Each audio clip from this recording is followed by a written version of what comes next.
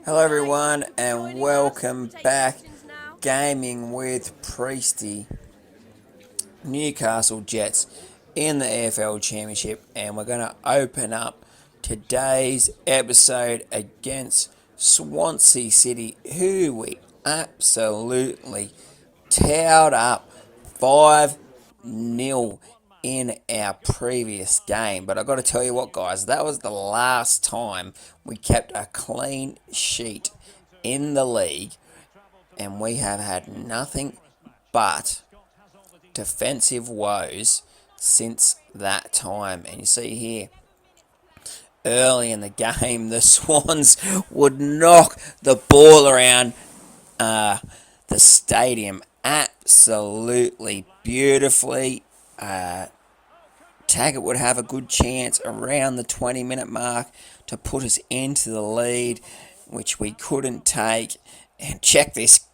I was going to say, going to spoil a goal out. When things are going against you, things are going against you. Beautiful ball. A nice header. Hits the post, though, and it bounces straight back out to the attacker. And then right before half-time, the Swans will double their lead. 2-0 at half-time, and we're scratching our heads just going, how can we get ourselves back into this game? Barrios would have a nice shot, unfortunately straight at the keeper. With only 18 minutes remaining, it wasn't looking good. Taggart, though, he would play the ball across the face, would miss another opportunity, and then another opportunity to Taggart, which we would miss, but luckily the ball would fall to Olsen with under 10 minutes remaining. O'Doherty would get himself into the box, and he would put it into the side netting, making a rare appearance. And then 86 minutes into the game, we would find the equaliser. O'Doherty would roll the super sweet Olsen into the box, and we weren't to be denied that time. And I think I've been saying it a lot lately, guys.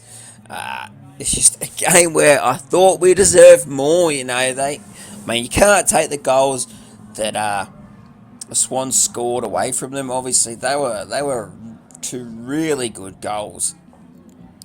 There wasn't too much I could do about them. Normally, I've made an error or mistake, and that's why they've scored. And I think that's why I'm so frustrated. As you see here, we're gonna send Giles out on loan to the San Jose Earthquakes in the MLS. Hopefully he gets a bit of a run there and he boosts his overall rating before the end of the season. So guys, what I think I've done is just gone with the short loans through this January transfer period, so then the guys come back at the end of the year and we get to see them at the start of next season how much they've improved. I think 1 year loan, then they come back halfway through the end of, back in January next season. It just makes things a little bit easier, and then we can send them back out for a year-long loan in the next transfer window. But yeah, just rather than having players coming in and out of the club halfway through the season, I think we'll just do it that way instead. You see here, a couple of good chances against Reading. Score remained nil at half time. They move into the second half, and Clinton would have a good chance for us to take the lead. Unfortunately, we couldn't take it, but here we get a little bit lucky, and it's that man, Brenham Hodder. He gave penalties away last time we played them, I think. And he's given another penalty away, and super sweet. He doesn't miss too many from the penalty spot these days. And he puts us into the lead with around 20 minutes remaining, and that's how it would remain. The Jets finally, after leaking so many goals, would keep a clean sheet. I got to tell you what, guys, that is absolutely amazing. I think that's only our third clean sheet of the league season. And guys, I got to tell you, I'm super excited about that. And then we would move in to the next round of the Carabao Cup, the quarterfinals against Chelsea. And we knocked the Blues out of the Carabao Cup at this stage last season. So no doubt they're out for a bit of revenge. We put out the second 11 as usual. It's a much stronger second 11 than we had last year. Check out the team Chelsea put out. Mendy's not in goals. They signed Mike Maignan, the French goalkeeper. But, check that team out. Pulisic, Morata's back at the Blues. That's a bit strange. But Mason Mount, and it would be that man Pulisic to put the Blues into the lead under 10 minutes into the game. It's not the kind of start you want to get off to against the big boys. And it would go from bad to worse here. Mount into the box, and that's a great finish at the near post. And just under 20 minutes into the game, we're down 2-0. But, at the Jets, we never give up. And there's a reason why, because we're good at scoring goals. And you see O'Doherty here, he'd play in Mitchell. And I'm not sure how the young striker has missed from there. But the score would remain 2-0 at halftime. We move into the second half here, and Chelsea knock in a corner. And like I said, I always find it so hard to defend corners. Luckily, they put the ball into the post, and just after the hour mark, O'Doherty would get into the box, and a nice chance there, but he would put the ball wide. And then Deng would lose out the one-on-one duel with Pulisic. He would hold the ball up nicely, and Morata comes storming onto it. But a nice save there from Jacko in goals would remind us of just how good he is. And then Jacob Ramsey. And this kid's really improved this season, scored a lot of goals. He would get us back into the game with 10 minutes remaining. We're on constant pressure. We're on the high press. Thurgate will win the ball there, but Sane wins it back. That's what I'm talking about. They're the goals we seem to concede a lot. And I've got to tell you what, they're frustrating. What a guy to bring off the bench. Kai Havertz. And he would score the sealer. 3-1, we would go down. Pulisic, one of the players of the game there. And 3-1 away at home to Chelsea. They would get their revenge in the Carabao Cup. All the Chelsea fans I know would be happy about that. And I've got to be honest, they were the better team on the day, so there's nothing I can take away from them.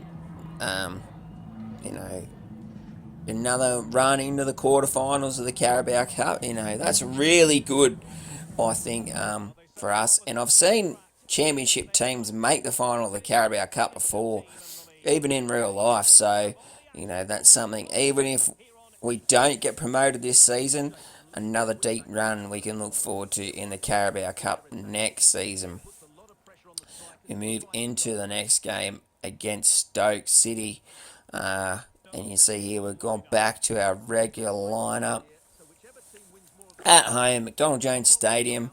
You see Aussie Harry Suter at the back for Stoke City, and he is someone I've got my eye on. The only problem with Suter in game is he just doesn't have high pace, which is something that you want. But maybe we could bring him on, and he could be a bench defender. See here, we get off to a great start early in the game. Olsen, the Super Swedes, banging in the goals for fun once again this season. League One top scorer last season. He could be on a charge for the Golden Boot in the Championship. He's improved his rating a couple of points this season, playing with Taggart up front. Seems to be really helping. You see Campbell there. That would have been an absolute cracking goal from the AI. Something I couldn't really complain about, to be honest. You see, we have a chance to double our lead. We don't take it. Luckily, Thomas comes up with a big save. Big double save. The ball bounces back out kindly to the Stoke City player, but Lawrence back up off his feet, does it nicely, and McKinley just after the half-hour mark, he would go on to double our lead. A beautiful little chip there, and we'll be able to see this on the replay here, that it was definitely a goal. You can see here, I'm not sure it's crossed the line at this point. It might be a little bit of ball and a little bit of line there, but you see as we move forward that the ball definitely did cross the line.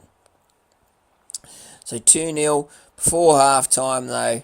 Stoke, what a good goal that is. Couple of heel to heel clicks, and the ball just stuck to his feet, and disappointing to lose the clean sheet just before half time, but I mean, it is what it is. We can't change it. We know we can't defend, but one thing we can do is attack. And Olsen, the super Swede, he would re-establish the 2-goal cushion that I think we deserved, really. Played reasonably well this game, and we wouldn't settle on that though. Clinton would push into the box to Olsen, and he would bang in his third for the game. That's the hat-trick, and I got to tell you what, guys, this guy, he could lead us all the way to the Premier League. Picked him up from the pre-existing youth academy in the first season, and he is just starting to progress really, really nicely. Gets the match ball for the day, guys. Hard to argue with that.